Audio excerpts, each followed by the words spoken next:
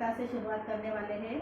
तो वसंत ऋतु के बारे में आप लोग तो जानते होंगे कि वसंत ऋतु आता है तो फूलों जो है फूल तरह तरह के सुंदर सुंदर फूल खिल जाते हैं और जो शोभा जो है वातावरण जो है वो अलग ही तरीके का नज़र आता है और ये जो धरती जो है हमारी वो सौंदर्य से खिल उठती है। ये ऋतु जो होती है सबको एक हर्ष उल्लास देने का काम करती है और इस ऋतु को ऋतुओं का राजा कहा जाता है। वसंत ऋतु को ऋतुओं का राजा कहा जाता है।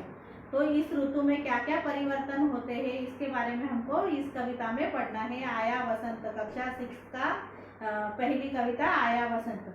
बच्चों उसके पूर्व आपका पेज नंबर जो 7 है उसमें चित्र दिया हुआ है। कुछ दो बच्चे जो है वो बाग में घूम रहे हैं, सुंदर सुंदर से फूल खिले हुए हैं, पक्षी चहचहा रहे हैं। तो ये सब चीज़ें जो है वो चित्र देखकर मेरे मन में ये विचार आए।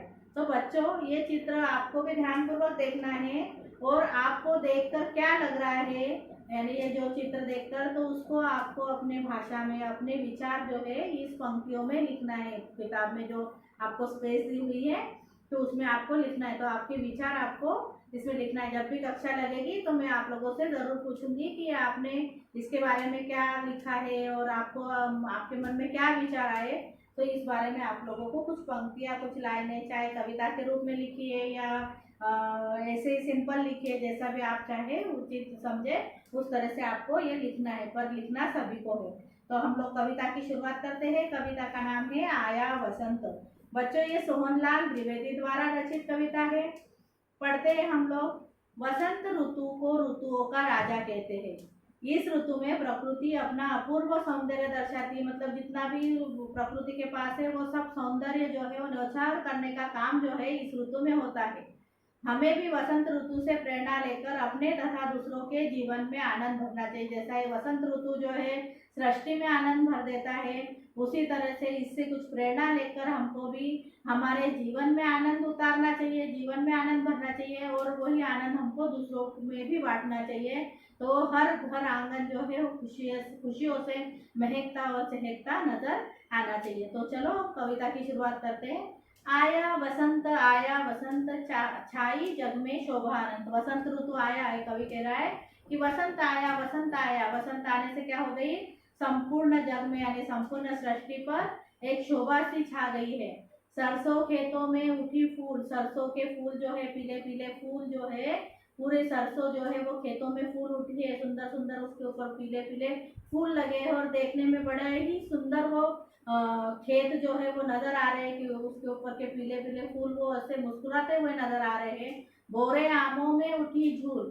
बच्चों जब आमों में आम लगने के पूर्व उसमें कुछ ऐसे फूल खिलते हैं और उसके उन फूलों का ही रूप जो है वो केरी के रूप में होता है, रूपांतर होता है। वही केरी जो है बाद में आम बनती है।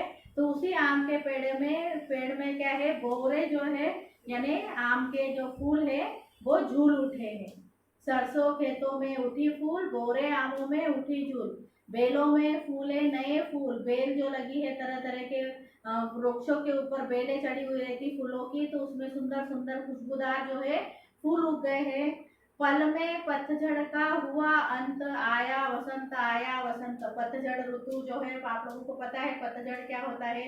पतझड़ में पूरे पत्ते जो होते हैं पेड़ों के वो गिर जाते हैं और पूरा पेड़ जो है वो खाली हो जाता है। और वसंत ऋतु आते से ही उसमें कोमल कोमल तरह की पत्तियां उग जाती है, कोमल पत्तियां उगती है और वो पेड़ जो है वो हरा भरा उग जाता है।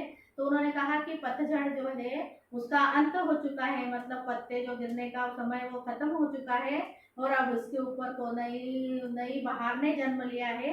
यानी आया वसंत लेकर सुगंध बह रही है पवन। पवन यानी हवा, वायु।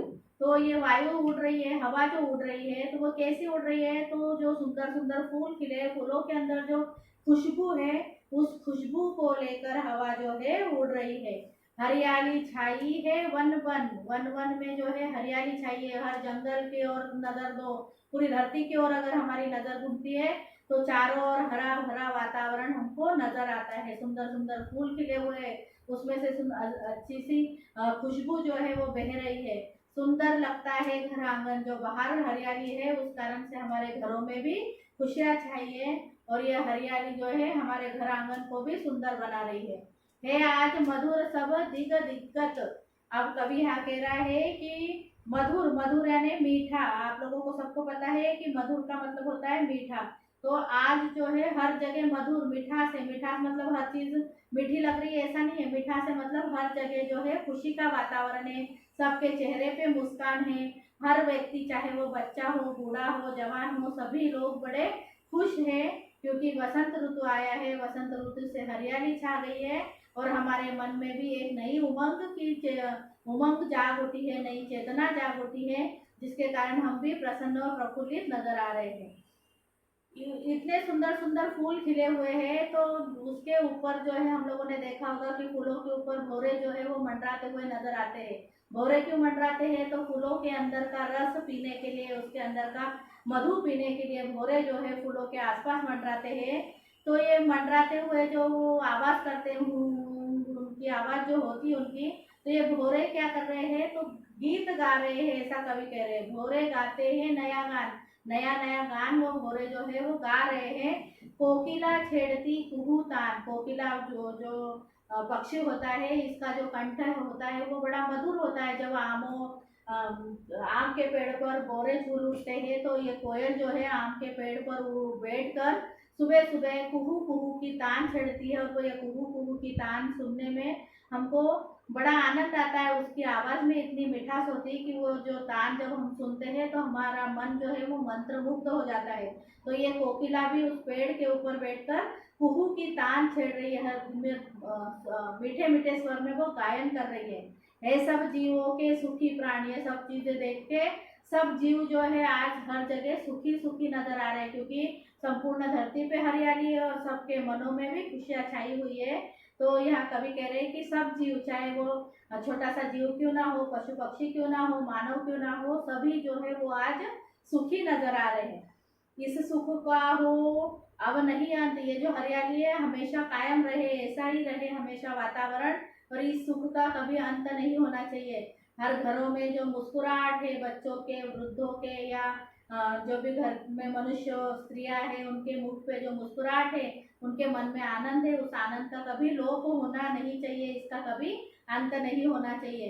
घर घर में चाहे छाए नित वसंत। ऐसे घर घर में हमेशा, जिस तरह से वसंत ऋतु आने पर सृष्टि में हरियाली छाई हुई है, उसी तरह से सबके मन में, हर एक व्यक्ति के घर में हमेशा आनंद यानी वसंत ऋतु छाया हुआ होना चाहिए। और इस वसंत ऋतु का, जिस तरह वसंत ऋतु का कभी अंत नहीं होना चाहिए, यानी ये जो सुख धरती के ऊपर फैला हुआ है इसका कभी अंत नहीं होना चाहिए, ऐसी कवि कामना करता है। इस तरह का सुंदर चित्रण जो है कवि ने अपनी इस कविता, वसंत ऋतु का चित्रण जो है अपनी इस कविता में किया है। तो ये कविता आप लोगों को कैसी लगी, इसके प्रश्न उत्तरों के बारे में हम लोग कक्षा में चर्चा करेंगे। इस कविता का गायन आपको करना है। और अब हम मिलेंगे अगली वीडियो में। तब तक के लिए आप घर में रहिए, सुखी रहिए, सेफ रहिए। Thank you.